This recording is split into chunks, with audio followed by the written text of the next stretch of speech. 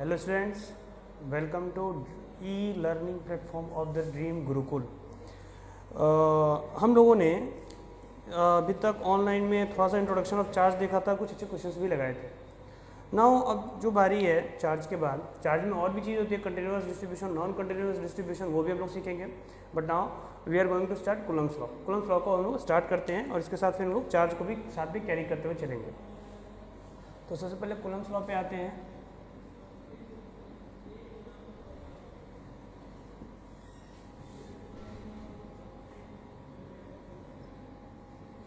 ये जो Coulomb's law था, ठीक है, कूलम्ब्स लॉ देखिए क्या था।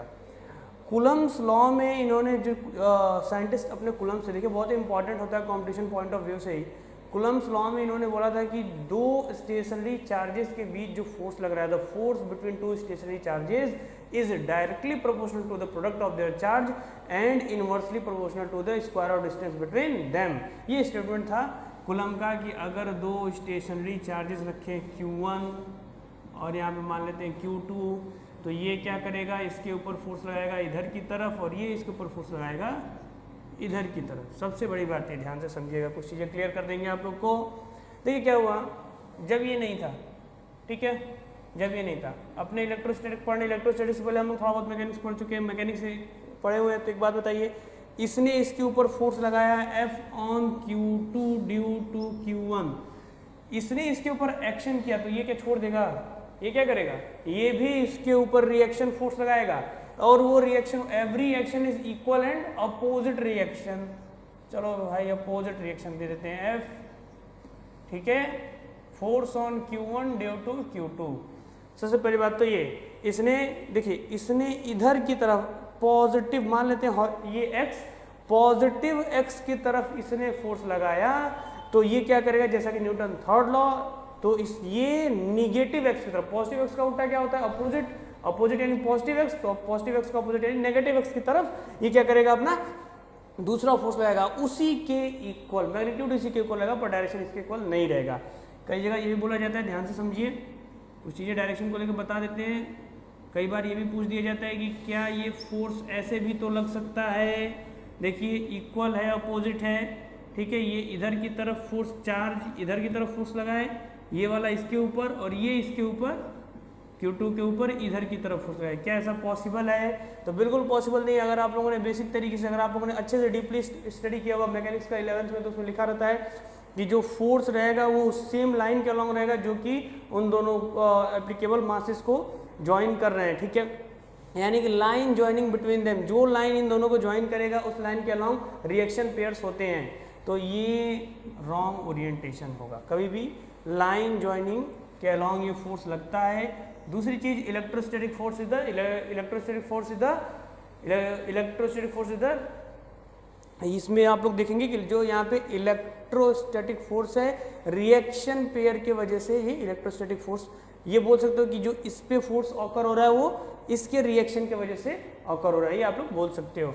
तो देखो, दो इन बातों को जानने के बाद अब जो कूलम्ब ने लॉ दिया था उसको हम समराइज करना चाहेंगे। कूलम्ब ने लॉ क्या दिया था, force is directly proportional to the product of charges, force is inversely proportional to the distance of square of distance between them, अगर इनके बीच में डिस्टेंस R है तो, ठीक है, बहुत बेसिक सी बात है।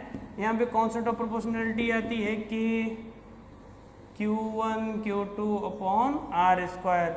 अब इस K के बारे में थोड़ी सी स्टडी कर लो, K के बारे में स्टडी करोगे, देखो पहले K का अगर आपको यूनिट निकालना तो बहुत ईजी है, न्यूटन, और ये R इधर की तरफ ले आओगे। ऐसा कोई बच्चा जो कभी भी इलेक्ट्रोस्टैटिक नहीं पढ़ा वो भी देखो समझोगे तो समझ में आएगा बेटा। फोर्स का यूनिट होता है न्यूटन, ठीक है, K की यूनिट निकालना है, ये कितना हो गया, कूलाम। कूलाम चार्ज का यूनिट कूलाम इंटू कूलाम, पिछले लेक्चर में बताया था कि चार्ज की यूनिट क्या होती है, कूलाम होती है, coulomb into coulomb, coulomb square, and now here R square यानी कि मीटर स्क्वायर। यूनिट निकालने K का, K इधर आएगा, ये इधर आएगा, तो K की जो यूनिट हो जाएगी वो हो जाएगा न्यूटन मीटर स्क्वायर पर कूलाम स्क्वायर। तो K का यूनिट होता है, K की जो वैल्यू होती है वो होती है 9 × 10⁹ न्यूटन मीटर स्क्वायर पर कूलाम स्क्वायर। और K को क्या बोलते हैं, कई जगह 1/4πf साइलेंट नॉट बोलते हैं। अब ये F साइलेंट नॉट क्या है, F silent not is the permittivity of the free space. F silent not क्या है, F silent not is the permittivity of free space, ठीक है, ये फ्री स्पेस है, इसकी वैल्यू कितनी होती है, तो इसकी वैल्यू एप्सिलॉन नॉट की जो वैल्यू होगी वो कितनी हो जाएगी 8.85 इंटू 10⁻⁻12। अब देखिए इसकी यूनिट यार कैसे निकालोगे, बहुत आसान है इसकी यूनिट निकालना, ठीक इसका उल्टा कर दो, यानी देखो के का जो यूनिट है यहाँ पे अगर इसकी बात बोलते हैं तो देखो 1/एप्सिलॉन नॉट इज इक्वल टू आप बोल सकते हो न्यूटन मीटर स्क्वायर पर कूलम स्क्वायर। अब रेसिप्रोकल कर देंगे तो epsilon naught is equal to क्या हो जाएगा, मतलब यूनिट की बात बोले इज इक्वल टू नहीं, ठीक है, एप्सिलॉन नॉट का यूनिट हो जाएगा, देखो बच्चों coulomb square upon newton metre square. तो इस तरीके से बेसिक तरीके से आप लोग यूनिट कैलकुलेट कर सकते हो। अब इतना आपका हो गया कूलम्स लॉ का, ये जो आपका था स्टेटमेंट था। अब देखिए प्रोसीड करते हैं आगे हम लोग न्यूमेरिकल कॉन्सेप्ट पे ध्यान से देखिएगा, एक एक कॉन्सेप्ट अलग अलग करके बताएंगे किस तरीके से किया जा सकता है। सबसे पहला जो बेसिक कॉन्सेप्ट आता है वो आता है इलेक्ट्रोस्टैटिक और मैकेनिक्स को ऐड करना। वैसे आप देखोगे इलेक्ट्रोस्टैटिक जो है प्योरली मैकेनिक्स ऐड किया जाता है अच्छे अच्छे क्वेश्चन में, एसएचएम, ऑसिलेशन ऑफ चार्जेस, ये सब आगे हम लोग पढ़ेंगे। और जैसा कि हमने आपको पहले वीडियो में वो बोला गया कोई भी बातें ऊपर ऊपर सिर्फ बेसिक ही नहीं बताई जाएंगी, आपको ग्राफ भी बताया जाएगा, तो इस वीडियो में मेरे आपको ग्राफ भी मिलेगा। अब आगे बढ़ते हैं, जैसे कि आप लोगों को हमने एक क्वेश्चन दिया,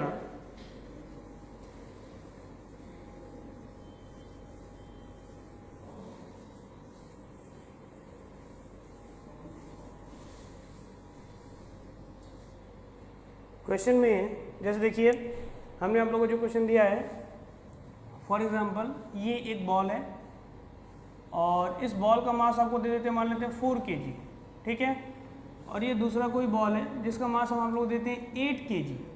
इस बॉल पे जो चार्ज दिए हैं उस चार्ज की वैल्यू 4 कूलम, इस पे जो वैल्यू दिए हैं वो 2 कूलम दिए हैं, ठीक है। चार्ज इनिशियली तो दोनों रेस्ट पे थे, इनिशियली दोनों। अब एक बात और है, ध्यान से समझिए, यहाँ पे ये क्वेश्चन बता रहे हैं, एक बहुत बड़ी बात समझाया, इस क्वेश्चन से हम लोग समझ सकते हैं जब ये चार्ज नहीं था तो क्या इन दोनों के बीच फोर्स नहीं लग रहा था, बिल्कुल लग रहा था। कौन सा force, gravitational force, gravitational force जो कि due to the virtue of the mass is the force which is applicable due to the virtue of the mass is. Mass के वजह से जो फोर्स लगता है वो ग्रेविटेशनल फोर्स होता है, ये इसको अट्रैक्ट कर रहा था और ये इसको अट्रैक्ट करता है, और दूसरा अट्रैक्टिव इन नेचर रहता है। लेकिन जैसे ही आप लोगों ने चार्ज दिया, आप लोग ऑलरेडी देख चुके हो कॉम्ब वाले एक्सपेरिमेंट में आपको अच्छे से समझाएं कि इलेक्ट्रोस्टैटिक फोर्स ग्रेविटेशनल फोर्स से बहुत गुना ज़्यादा ताकतवर होता है। तो ये क्या हो गया, रिपल्सिव, यानी भागने लगा।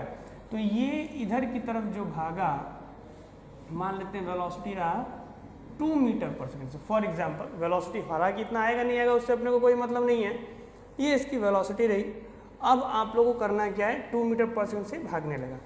अब आप लोगों को ये बताना है कि इसकी वेलोसिटी क्या होगी, इसकी वेलोसिटी क्या होगी। देखिए निकालने के तरीके तो बहुत से हैं, पर कौन से तरीके से आप करोगे एकदम इजीली कर लो। ये जो है टोटली हमने क्या बोला कि इसको आप बोल सकते हो concept of conservation of linear momentum and electrostat. देखो ये total conservation of linear momentum से किया जा सकता है, इसमें इलेक्ट्रोस्टैट के चलते सिर्फ आपको बेवकूफ़ बनाया जा रहा है, यानी कि आपको मिसगाइड किया जा रहा है कि आप थोड़ा सा इधर उधर घूमो, इनके बीच का फोर्स निकालने की कोशिश करो। अगर मान लो r डिस्टेंस दे देते हैं, फॉर एग्जाम्पल अगर r दे देते हैं तो इनके बीच का फोर्स निकालो, मास से डिवाइड करो, इसका एक्सेलरेशन ढूंढो, फोर्स निकालो, मास से डिवाइड करो, इसका एक्सेलरेशन ढूंढो। अब एक्सेलरेशन ढूंढ के तब v निकालने की कोशिश करो, टाइम अगर दे देते हैं तो उस तरीके से एक बहुत लंबा चौड़ा प्रोसेस को फॉलो करो। मे बी सही होगा या रॉन्ग होगा उसको तो हमको नहीं पता, पर जैसा कि हम जानते हैं law of conservation of linear momentum ये कहता है अगर कोई आइसोलेटेड सिस्टम है तो उसका लीनियर मोमेंटम कंजर्व रहेगा। इनिशियली मोमेंटम 0 था तो फाइनल भी 0 होना चाहिए। चार्ज देने के बाद ये मूव करने लगा, ठीक है, मान लेते हैं इसकी वेलोसिटी इधर की तरफ v है, तो ये किसके इक्वल होना चाहिए, इसका मास m है तो इसका मास 2m, सीधी सी बात है, 4 कीजिए तो ऐड कीजिए 2m, और इसका वेलोसिटी 2 मीटर पर सेकेंड, ठीक है। m से m को काट दो, v is equal to 4 metre पर सेकेंड आ गया m से।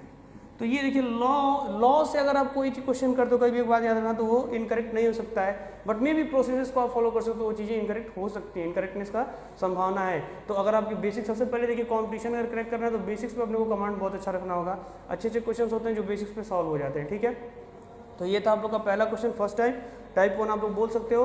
टाइप 1 किसके ऊपर, we can say that type 1 on the conservation concept of, आप लोग बोल सकते हेडिंग डाल सकते हो concept of conservation of linear momentum and electrostat, यानी कि इलेक्ट्रोस्टैट लेना ही नहीं है इसमें, सबसे पहले तो ये समझ लो बच्चों। तो ये आप लोगों ने वेलोसिटी निकाल लिया। अब देखो दूसरी बात,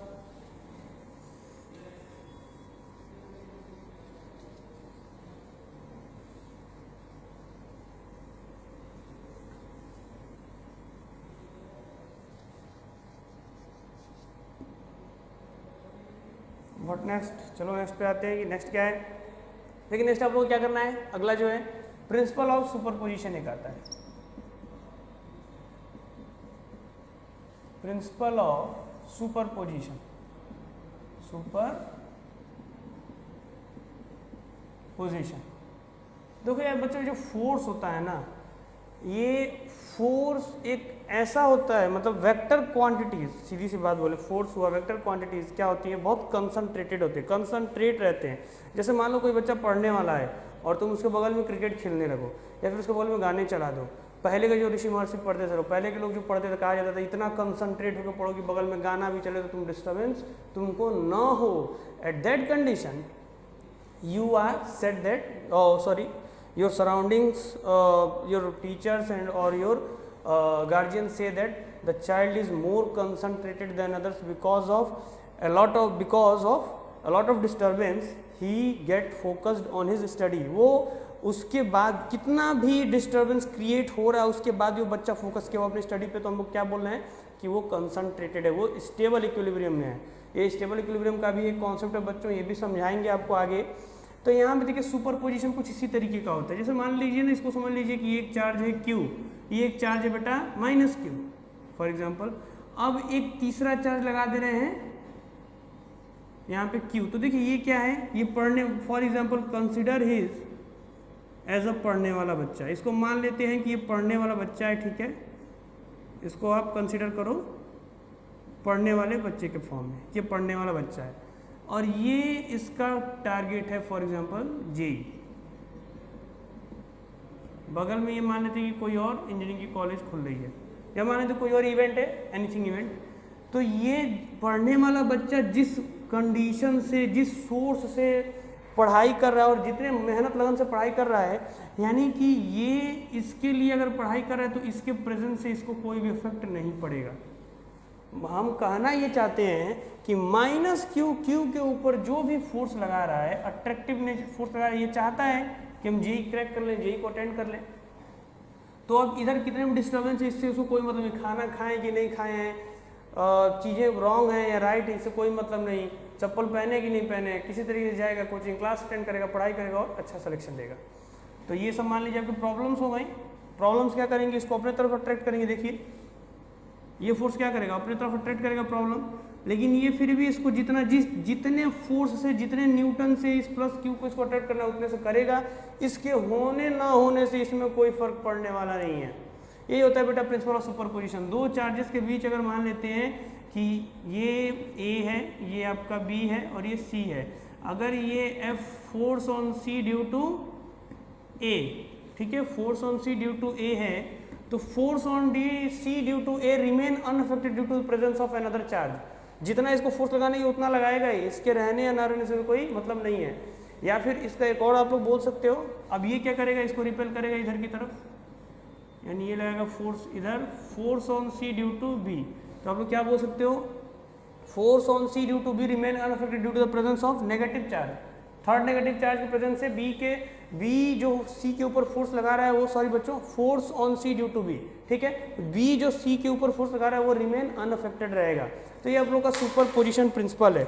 सुपरपोजिशन प्रिंसिपल की बात बोलें तो हम लोग ये बोल सकते हैं, principle superposition states that in a system of charges force experienced by a single or a particular charge due to another charge in the system remain unaffected due to the presence of another charge।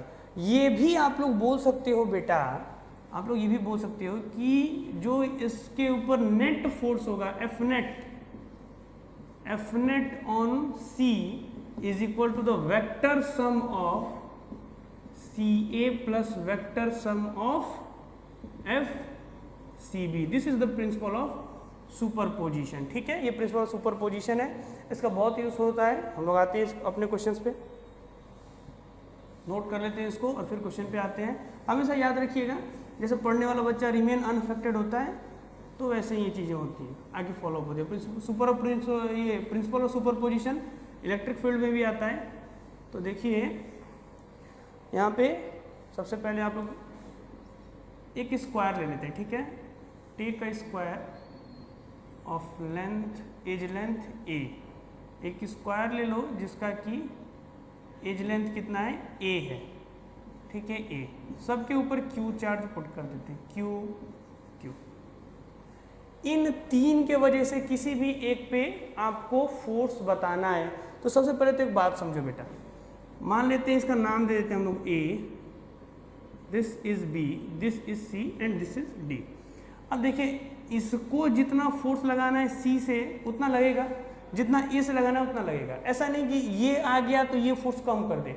ऐसा superposition मतलब ये बोलता है, जैसे मान लीजिए इसको 10 Newton लगाना है और आप इसको लगा दिए, तो ऐसा नहीं है कि अब ये 10 की जगह 5 न्यूटन ये लगाएगा और 5 न्यूटन ये देगा। ऐसा कुछ नहीं होता। दे आर नॉन लिविंग, इनको सेंस नहीं होता, नॉन लिविंग होते, सेंस नहीं बिहेव करते हैं।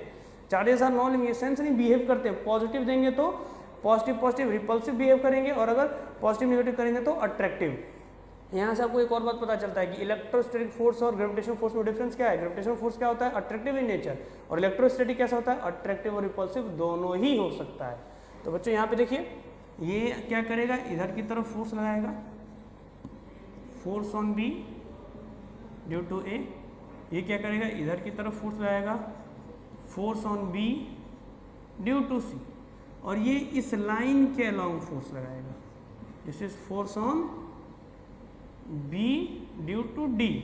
अब देखा जाए तो आप वेक्टर सम इजिली कर सकते हो। देखो इन दोनों का देखो पैरेललोग्राम बनाओ, पैरेललोग्राम लॉ कहता है, या फिर ट्रायंगल लॉ बनाओ। तो भी एक बात को समझो ध्यान से, एक फोर्स ये मैग्नीट्यूड तो सेम होगा क्योंकि देखो चार्जेस का मैग्नीट्यूड भी सेम है और डिस्टेंस भी सेम है। तो F due to B A क्या हो जाएगा, देखो K Q1 Q2 upon R square. F due to B C, ये बी और बी सी की वैल्यू देखा जाए सेम होगा, के Q1 Q2 upon R square. ये दोनों हुआ, तो दोनों का जब मैग्नीट्यूड सेम है बेटा, तो हम ये हेड टू टेल कॉम्बिनेशन किया हमने, force on B A, force on B due to C. तो टेल से खींचा हुआ वेक्टर हेड तक जाने वाला ही क्या होता है, रिजल्टेंट। टेल से खींचा हुआ वेक्टर कौन आ रहा है, F due to B D. सबसे बड़ी बात ये है, यानी आप लोग को ये नहीं समझना है इन दोनों का रिजल्टेंट एफ बी डी हो गया, इन दोनों का जो रिजल्टेंट है वो इसी के ऊपर आएगा। और वेक्टर एक के ऊपर एक आया, एक ही लाइन के लॉन्ग है, तो नॉर्मल स्केलर एडिशन कर सकते हो यार। तो नॉर्मल स्केलर एडिशन हो सकता है, तो चीज़ें आसान हो गई मेरी। पहले तो हम इन दोनों को ऐड कर देते हैं, under root A square plus B square. हम दोनों का नाम एफ रख देते हैं, plus B square plus 2ab cos 90। कोई मतलब नहीं है cos 90 लेने का, जानते cos 90 लेंगे तो क्या हो जाएगा, cos 90 लेने का कोई मतलब 0 हो जाएगा। ये देखिए क्या हो जाएगा, यहाँ से अंडर रूट 2 और एफ स्क्वायर यानी कि एक एफ बाहर। ये क्या हो गया, सिर्फ 2 का सम आ गया। अब ये तीसरे वाले का देखते हैं क्या होता है, ये 2 का सम यानी कि रूट 2f, इधर की तरफ रूट 2f रहेगा। अब देखो ये डिस्टेंस आप लोग को पता होगा तभी आप लोग F due to B D लिख पाओगे। F due to B D लिख देते हैं। F due to B D क्या होगा, this is A, this is A, यानी कि A square plus A square under root A square plus A square root 2a। ये क्या हो जाएगा, root 2a। Diagonal, diagonally force लग रहा है तो सबसे छोटा डिस्टेंस देखो, 2 पॉइंट के बीच में जो स्मॉलेस्ट पॉसिबल डिस्टेंस होता है ना, ये याद रखना, उस लाइन को अलोंग, उस डिस्टेंस को आप लोग काउंट करते हो। R is the displacement between 2 stationary charges. तो यहाँ पे एफ बी ए क्या हो जाएगा, K Q1 Q2 upon R square यानी रूट 2a स्क्वायर। तो देखिए ये कितना हो जाएगा, ये हो जाएगा तो आप लोग का एफ क्यू स्क्वायर, सॉरी के क्यू स्क्वायर 2a स्क्वायर। देखिए के क्यू स्क्वायर ए स्क्वायर को तो आप लोग एफ बोल सकते हो, यानी कि ये एफ बाई 2 हो गया। इतने की वैल्यू आप लोग क्या पुट करो, एफ पुट। देखिए बच्चों, तो यहाँ तक जैसे जो ये था हमारा स्क्वायर था, तो ये जो स्क्वायर था तो यहाँ तक आप लोगों ने क्या किया था, ये स्क्वायर बना हुआ था, ये जो वैल्यू देखिए यहाँ से के क्यू स्क्वायर अपॉन ए स्क्वायर, इसकी जगह पे आप लोगों ने तो f पहले से पुट किया, तो हम इसकी जगह पे f रख देते हैं और ये अपॉन 2f/2। अब क्या है √2f और f/2, तो √2f, ठीक है ध्यान से देखिए, √2f प्लस f/2 हम कर देते हैं, जोड़ देते हैं। क्यों स्केलर एडिशन कर रहे हैं आप लोग अच्छे से जानते हैं, वेक्टर अगर एक ही लाइन पे लाई करे तो नॉर्मल स्केलर एडिशन हो सकता है, याद रख लीजिएगा इस रूल को, बहुत हेल्पफुल होता है। तो ये देखिए एलसीएम हो जाएगा 2√2 और 2√2 और ये डिवाइडेड बाई 2, ठीक है। तो 2√2 डिवाइडेड होल डिवाइडेड बाई 2, यहाँ पे होल डिवाइडेड बाई 2, यहाँ पे क्या कर सकते हैं आप लोग, कॉमन ले सकते हैं f, तो यहाँ पे आपका आता है 2√2 प्लस 1/2 यहाँ पे, और यहाँ पे जब आप 2 से डिवाइड, ये 2 कट जाता है, तो आप लोग बोल सकते हो √2 प्लस 1/2, ये आप लोग का आता है कॉमन लेने के बाद आंसर। तो इस तरीके से देखिए हम लोग इस क्वेश्चन को कर सकते थे, कॉम्प्लिकेटेड नहीं था, ये बहुत इजी क्वेश्चन में से एक था। प्रिंसिपल और सुपरपोजिशन का इसमें यूज़ करना था, कूलम्स लॉ का बहुत थोड़ा सा यूज़ करना था। और क्या क्या क्वेश्चन इस तरीके से कॉन्सेप्ट हो सकते हैं, इसे नोट करते हैं हम लोग, फिर नेक्स्ट आते हैं आगे।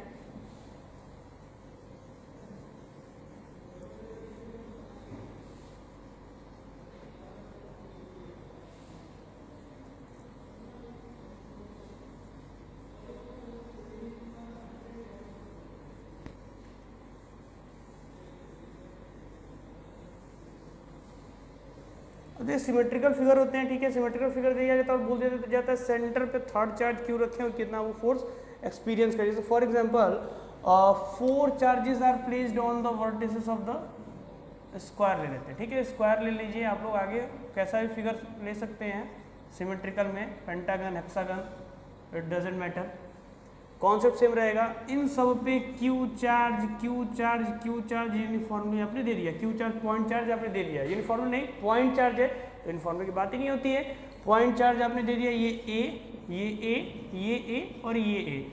एक थर्ड चार्ज इसके सेंटर पे आप रख रहे हो कैपिटल क्यू। अब इस थर्ड चार्ज के ऊपर ये कितना फोर्स एक्सपीरियंस करेगा, नेट फोर्स कितना ये एक्सपीरियंस करेगा, ये आप लोग का क्वेश्चन है। सो बेटा आप लोग क्या करोगे, कैसे सॉल्व करोगे, देखो ये क्या करेगा, ये इसके ऊपर इधर की तरफ फोर्स लगाएगा, ये रिपल्सिव, देखो ध्यान से समझो, ये डिस्टेंस आप लोग अभी निकाले तो ये पूरा डायगोनल कितना हो जाता है √2a, तो यानी ये √2a का बाई 2, यानी कि ये हो जाएगा a बाई, देखो √2a, तो ये कितना हो जाएगा a बाई 2, ठीक है। हमने क्या किया √2a बाई 2 किया, तो ये गया √2, a बाई √2 हमने कर दिया, ठीक है, a बाई √2 हो गया इतना डिस्टेंस। अब इतना डिस्टेंस बच्चों a बाई √2 हो गया, अब क्या करो आप देखो, इससे भी a बाई √2, इससे भी a बाई √2। अब ये देखा जाए बेटा, इससे भी जो डिस्टेंस वो भी कितना आ रहा है, a बाई √2 ही आ रहा है, और ये डिस्टेंस कितना है, ये भी बेटा a बाई √2 ही आ रहा है, यानी कि चारों चार्ज से इस पॉइंट का डिस्टेंस सेम है, ठीक है, डिस्टेंस तो सेम है, यानी कि फोर्स हम जानते हैं is inversely dependent to 1/r², तो वो तो बेटा सेम है, यानी ये एक रीजन सेम हुआ। अब दूसरा देख रहे थे प्रोडक्ट ऑफ चार्ज, तो क्या चारों चार्ज सेम है, बिल्कुल सेम है, एब्सोल्युटली सेम है बेटा, सिमेट्री का कंडीशन हो, चार्ज भी सेम हो, डिस्टेंस भी सेम हो, उस पर्टिकुलर पॉइंट का, जिस पर्टिकुलर पॉइंट पे टोटल फोर्स एफ नेट निकालना है, तो देखिए बेटा कुछ इस तरीके का ऐसा कंडीशन रहेगा, ये सेंटर वाला पॉइंट, ये इसके ऊपर फोर्स रहेगा इधर की तरफ, मान लेते हैं ये आपका ए था, ये आपका बी था, ये आपका सी था, ये आपका डी था, इधर की तरफ फोर्स रहेगा एफ ए, ये क्या करेगा रिपल्सिव फोर्स, सेम चार्ज है ना, ये वाला इधर की तरफ रिपेल करेगा एफ बी, ये क्या करेगा नीचे की तरफ रिपेल करेगा एफ सी, और ये क्या करेगा इधर की तरफ रिपेल करेगा एफ डी। ध्यान से देखिए तो सभी फोर्स इक्वल होंगे, जब कभी भी याद रखिए डिस्टेंस पे डिपेंड करना है, के तो कांस्टेंट है, प्रोडक्ट ऑफ चार्ज, इस फोर्स की वैल्यू क्या होगी, देखिए सबसे पहले दिखा देते कैसे इक्वल होगा, एफ ए इक्वल होगा के Q1 Q2 upon r², r की वैल्यू a बाई √2 है, तो a बाई √2 इसको r ही ले लो यार, तो r² लिख सकते हो। सिमिलरली देखो तो आप एफ बी को भी यही लिखोगे, एफ बी क्या होगा, F force on capital Q due to B, sorry ये तो बी ही है, ये सॉरी ये ए है, और force on capital Q due to B, ये भी तो बेटा सेम हो जाएगा, आर सेम है, यानी के Q1 Q2 upon R square, वही चीज आना है।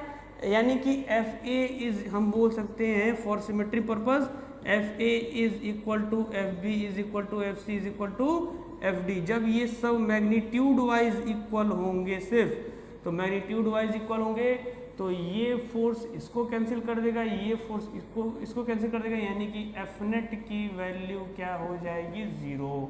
इसको प्रूफ भी आप देख सकते हो कैसे जीरो हो जाएगा, बहुत टफ नहीं है। एफ नेट वेक्टर सम करना पड़ेगा एफ नेट का, तो वेक्टर सम बच्चों कर सकते हैं, वेक्टर सम आप लोग कर दो, किसी भी डायरेक्शन को पॉजिटिव मान लेते हैं, इधर पॉजिटिव, ठीक है, तो एफ ए अगर पॉजिटिव होगा तो ठीक इसी का नेगेटिव क्या है बेटा, एफ सी है, फिर से प्लस। अगर मान लेते हैं कि इधर की तरफ आपका एफ बी पॉजिटिव है तो ये क्या हो जाएगा बेटा, माइनस एफ डी, ठीक है, इससे ये गया, इससे ये गया, टोटल फोर्स। ये रहा आपका एक्सप्लेनेशन इसका।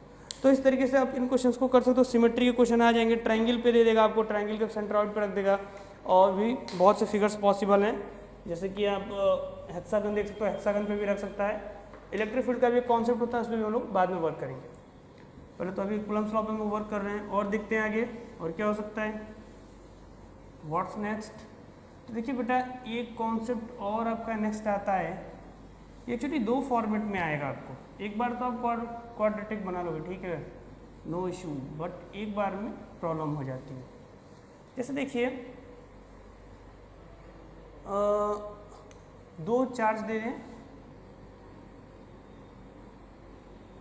ये मान लेते हैं 2 माइक्रोकूलम, और यहाँ पे मान लेते हैं दे दें 4 माइक्रोकूलम, और इनके बीच का डिस्टेंस 10 सेंटीमीटर दे दिया जाए। वेयर विल, तो देखिए ये तो न्यूमेरिकल डाटा दिया, हम न्यूमेरिकल डाटा के बिना आपको बता रहे हैं। फॉर एग्जांपल यहाँ पे हम रख देते हैं 2Q और यहाँ पे 4Q, इनके बीच में एक थर्ड चार्ज हमें रखना है इस हिसाब से कि वो नेट फोर्स जीरो एक्सपीरियंस करे, वो इक्विलिब्रियम में रहे। तो क्या करोगे आप लोग, तो मान लेते हैं कि अगर इनके बीच बेटा r डिस्टेंस गिवन है, अगर r डिस्टेंस गिवन है तो मान लेते हैं कि इस बार देखिए अब रखेंगे कहाँ, अगर हम जानते हैं कि एक third charge small charge Q को ले आके अगर हम यहाँ पे रखें, इसके पास रखेंगे तो ये तेजी से रिपेल करेगा, और इसके पास रखेंगे तो धीरे से रिपेल करेगा। जिस चार्ज का मैग्नीट्यूड छोटा उसका फोर्स छोटा हो जाएगा, तो हम क्या करें, और जिसका मैग्नीट्यूड बड़ा उसका फोर्स बड़ा हो जाएगा। मेरा जो कॉन्सेप्ट होगा वो ये होगा कि ये जो फोर्स लगा है और ये जो फोर्स लगा है दोनों बराबर हो, यानी कि ये जो बड़ा इसको घटा के हमको इसके बराबर लाना पड़ेगा, या फिर इसको बढ़ा के इसके बराबर लाएं। तो कैसे ये बढ़ सकता है, इससे डिस्टेंस छोटा कर दो, इन्वर्सली प्रोपोर्शनल होता है ना, डिस्टेंस जैसे ही आप छोटा करोगे तो वैसे ही आपका फोर्स बढ़ जाएगा। तो इससे डिस्टेंस कम करोगे तो इससे डिस्टेंस बढ़ जाएगा, यानी कि चार्ज को इसके पास रखना है और इससे दूर रखना है। तो मान लेते हैं कि इसके पास हम x डिस्टेंस पे हमने रख दिया। अब आप लोग कीजिए क्या, ये फोर्स को इक्वल कर दीजिए, यानी कि फोर्स मान लेते ये C पॉइंट है, force on C due to 2Q is equal to force on C due to 4Q। अगर ऐसा होता है तो ही ये इक्वल होंगे, इक्विलिब्रियम पॉसिबल होगा। तो चलिए कर देते हैं K Q1, ठीक है, K Q1, और ये थर्ड चार्ज की मैग्नीट्यूड मान लेते कैपिटल Q था, is equal to K Q1 Q2, यहाँ पे देखिए R स्क्वायर यानी कि x स्क्वायर, यहाँ पे देखिए ये अगर x है तो इतना क्या हो जाएगा, R minus x, this is R minus x, ठीक है, इसका स्क्वायर। देखिए K से K जाएगा, 2 से ले जाइए, ये 2 टाइम्स, Q से Q, Q से Q।